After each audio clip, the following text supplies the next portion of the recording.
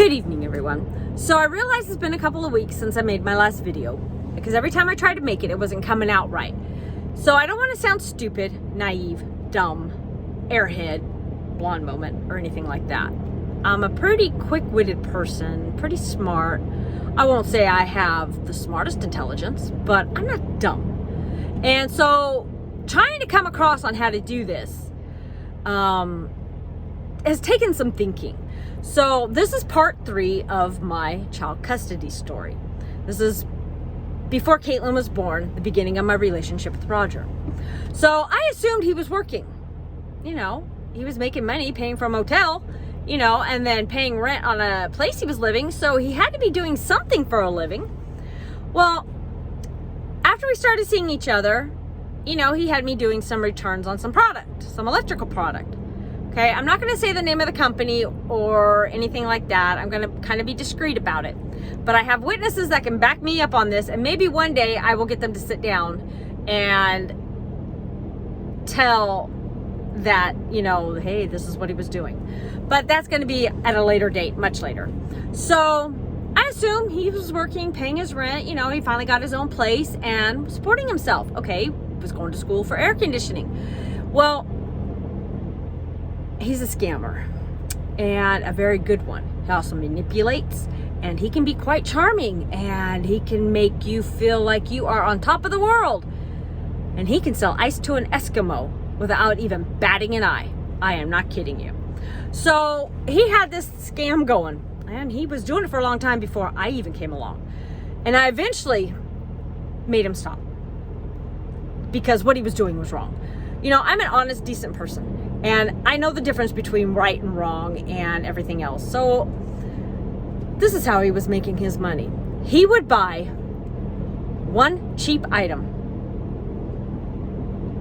and get a whole bunch of an identical expensive item. This is electrical stuff we're talking about. I won't say what company or anything like that, but he would get one cheap item, and when he'd go to the checkout, he'd have tons of stuff in his cart.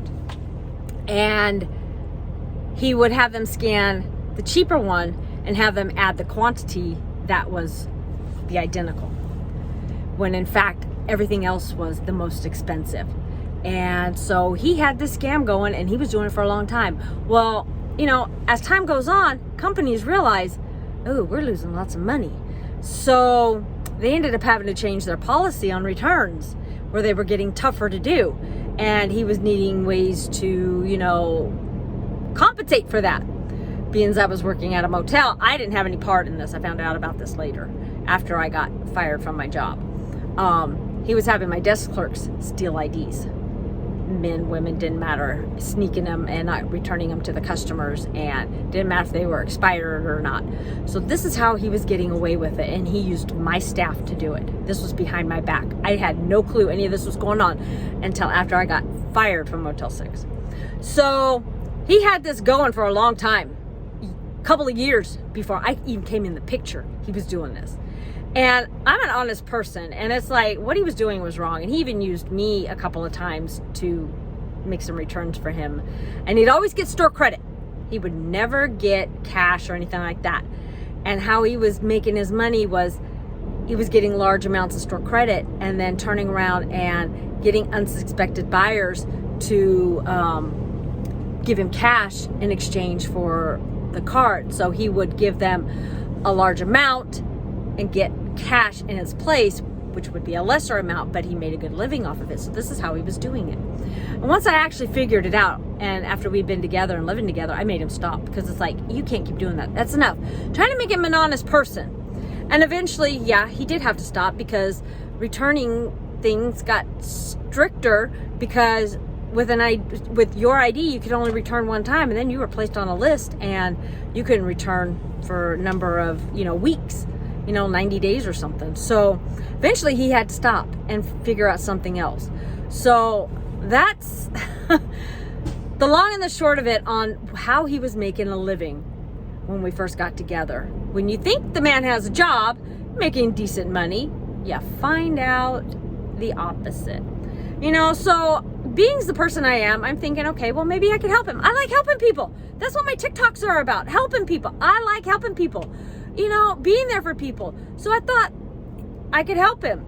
You know, he told me he had a drug problem, so I thought, okay, I could help him overcome that too. So if you love somebody enough, you figure love would be enough. No, love ain't enough. And you get suckered in and everything else, and it becomes a nightmare. So, but the first couple of years before I got pregnant with Caitlin, they weren't too bad.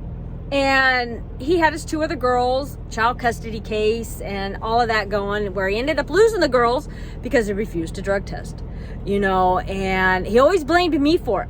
Well, you know, blame me for it. You know, you got to take responsibility for your own actions, something he's never done. He doesn't justify anything he does because he's God, basically.